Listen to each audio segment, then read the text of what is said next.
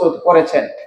সেই 31 দফার মধ্যেই সকল কিছু উল্লেখিত আছে। আগামী দিনে 31 দফা আপনারা প্রত্যেকটা ঘরে ঘরে পৌঁছে দিবেন এবং 31 দফার মাধ্যমে আগামী দিনের দেশ বিনির্মাণ হবে এবং পরিচালিত হবে ইনশাআল্লাহ।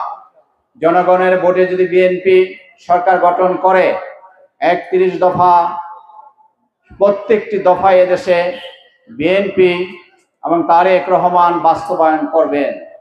31 দফায় স্বাস্থ্য সেবা রয়েছে উল্লেখ, 31 দফায় যুবকদের বিষয়ে বিস্তারিত উল্লেখ আছে, কিভাবে যুবকদের কর্মসংস্থানের ব্যবস্থা করা হবে, বিভিন্ন খাতে যুবকদের ট্রেনিং এর মাধ্যমে সঠিকভাবে যারা কর্মসংস্থান চাকরির ব্যবস্থা করতে পারেন সেই ব্যবস্থা বিএনপি ইনশাআল্লাহ আগামী দিনে করবে। এবং আমাদেরকে ঐক্যবদ্ধ থাকতে হবে। এদেশকে নিয়ে একটি ষড়যন্ত্র হচ্ছে, দু একটি রাজনৈতিক দল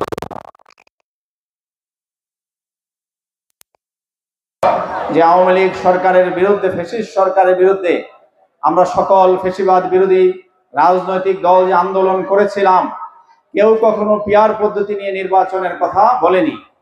বলেছেন তত্ত্বাবধায়ক সরকারের মাধ্যমে একটি সুন্দর নির্বাচন এদেশের জনগণ চায়। এবং সেই আন্দোলনে করতে গিয়ে দীর্ঘ 16 বছর কোন রাজনৈতিক দলই, বেশিরভাগ রাজনৈতিক দল নির্বাচনে অংশগ্রহণ করেনি। বিনা ভোটে দীর্ঘ সময় এই সরকার, বিগত সরকার, ফ্যাসিস্ট সরকার ক্ষমতায় ছিল এবং 5 থেকে 7% জনগণ সেই ভোটে অংশগ্রহণ করেছিলেন। আজকে একটি সেই সুন্দর সময় এসেছে,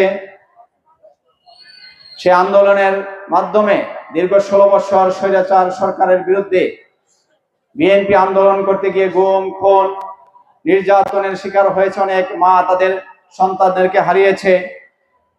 এখন 5 তারিখের ছাত্র জনতার আন্দোলনের পরে দেশে স্বাভাবিক পরিস্থিতি ফিরে এসেছে।